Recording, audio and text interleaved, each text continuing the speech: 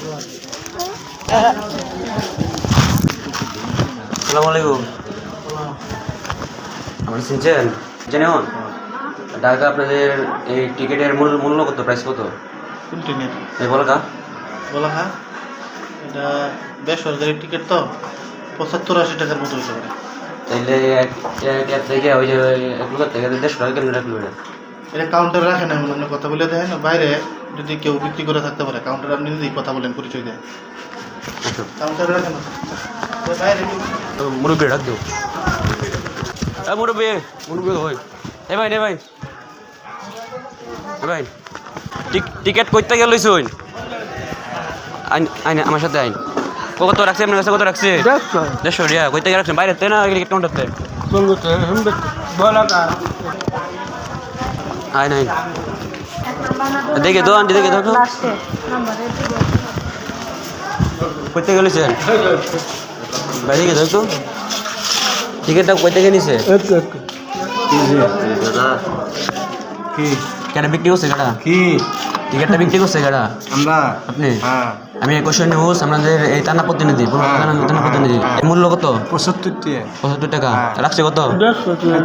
Ticket একটা উনি নিছে না, উনি ডাক দিছি গেছে গা। কয়টা চাইছিল? একটাই দিছি 150 টাকা রাখছি। 50 টাকা ব্রেক দেন। কেন?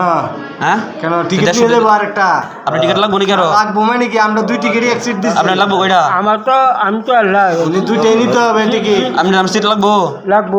এই যে তাইলে আপনাদের সিট লাগলে তাইলে আরেকটা টিকিট দেন। আরে বেটা তো টিকিট হাসছি, টিকিট না লয়ে গেছে গা, এটা কি আমাকে দোষ নাকি? আপনার ভাই আপনারা বলছি না কেউ তাও সমস্যা কি? দাও একটা টিকিট দাও। বেটা টিকিট হাসছি, বেটা টিকিট না লয়ে গেছে গা, এটা কি আমার দোষ নাকি? সামনে যান, ইঞ্জিনের সামনে যান। এবার প্রত্যেকের 2টা একটা করে সিট দিছি। আমরা তো জানি মানে দুই টিকেটে একটা সিট দেয়, আর একটা টিকেট সিট দেয় না, আমরা জানি। তারা এই লোকটিকে সহজ সরল এবং বোকা পেয়ে তারা বলছে যে লোকটিকে তারা পিছন দিক থেকে তারা ডাক দিয়েছিল, কিন্তু এই লোকটি তো সহজ সরল। আপনারা হয়তো ভিডিওটি দেখতে পাচ্ছেন যে লোকটি একদম সহজ সরল। তো এই লোকটিকে যা বলছে ওই লোকটি তাই করছে। তো আমাদের পরিচয় পেয়ে তারা এই লোকটিকে আমাদের সামনে তারা বলছে যে ডাক দিয়েছিল, কিন্তু এটাই সম্পূর্ণ একটা তাদের দোষ। দামা চাপা দেওয়ার জন্যই এই কথাগুলো ওই টিকিট কাউন্টারের লোকজন বলেছে। তারা আরেকটি টিকিট, ওনার যে টিকিটটি রয়েছিল এই জায়গাটিতে, এই টিকিটটি তারা অন্য যাত্রীর কাছে তারা বিক্রি করতো খুব সহজেই, ঠিক 75 টাকা দামি। জাতি আজ কোথায়?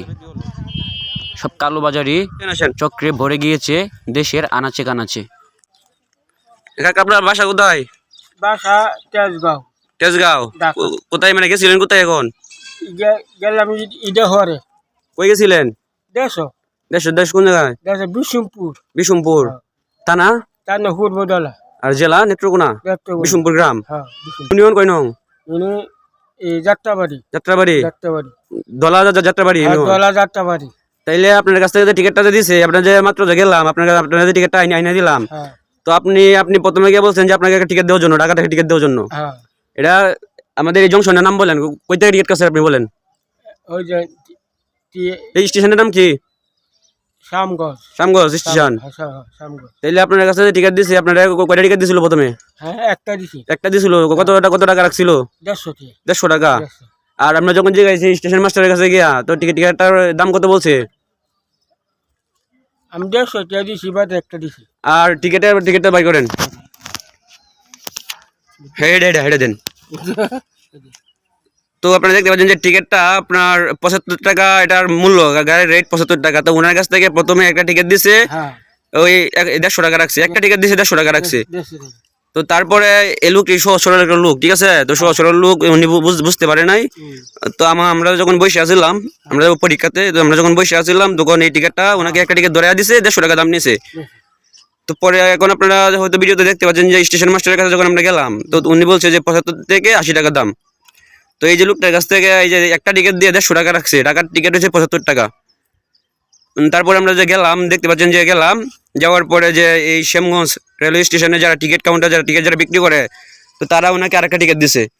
তো 150 টাকা যে রাখছে, একটা টিকিটের মূল্য 150 টাকা রাখে, মানে এরকম সহজ সরল মানুষদেরকে বোকা বানায় যখন রেলওয়ে স্টেশনের দায়িত্বে থাকা টিকিট কালোবাজারি চক্র। তখন গেলাম, তারপরে আরেকটা টিকিট সেটা দেখি এই টিকিটটা পরে দিছে ওনাকে, এই টিকিটটা পরে দিছে, বলছে যে ওনাকে ডাকছে বলি টিকিট নেওয়ার জন্য। তো দুইটা টিকিটের দাম হচ্ছে 150 টাকা। তো ওনার কাছ থেকে একটা টিকিটের দামই 150 টাকা রাখছিল। তো দেখেন যে দেশের দুর্নীতি, যে টিকিট কালোবাজারের যে দুর্নীতির একটা চোখ দেখছেন আপনারা, দেখতে হাতে হাতে প্রমাণ পাইছেন। তো আপনাকে প্রথমে করে টিকিট দিয়েছিল, টিকিট দিয়ে কত রাখছিল বলেন? 150 দিয়েছি। একটা টিকিট দিয়া হ্যাঁ। পরে আমরা যাওয়ার পরে বাইরে ডাকছে যে আমি শুনছি না, বুঝছেন? আচ্ছা এটা বলেন, আমরা যাওয়ার পরে পরে কি করছে?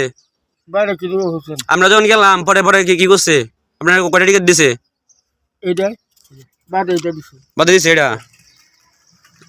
তো এই যে টিকিটটা আরেকজন মানুষের কাছে বিক্রি করলো, এটা তারা হ্যাঁ বিক্রি করলো। আপনার একটা টিকিট রেখে দিছে, হ্যাঁ। তো এই টিকিটটা আরেকটা মানুষের কাছে বিক্রি করলো না? করলো। আমরা না গেলে বিক্রি করলো না এই টিকিটটা?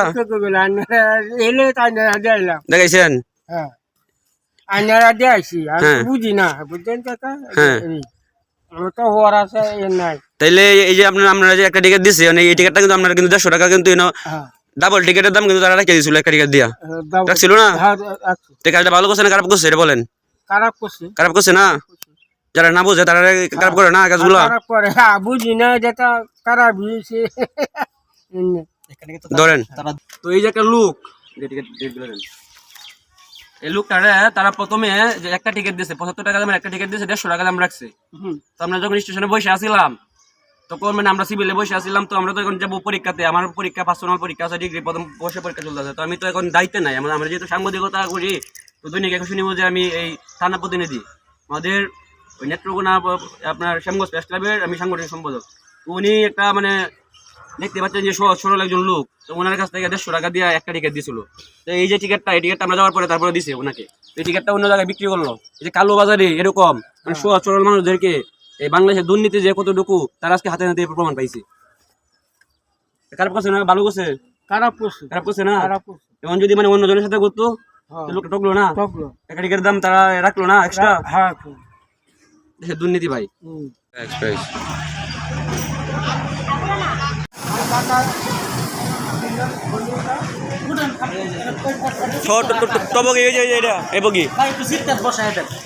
ঠিক আছে যাও।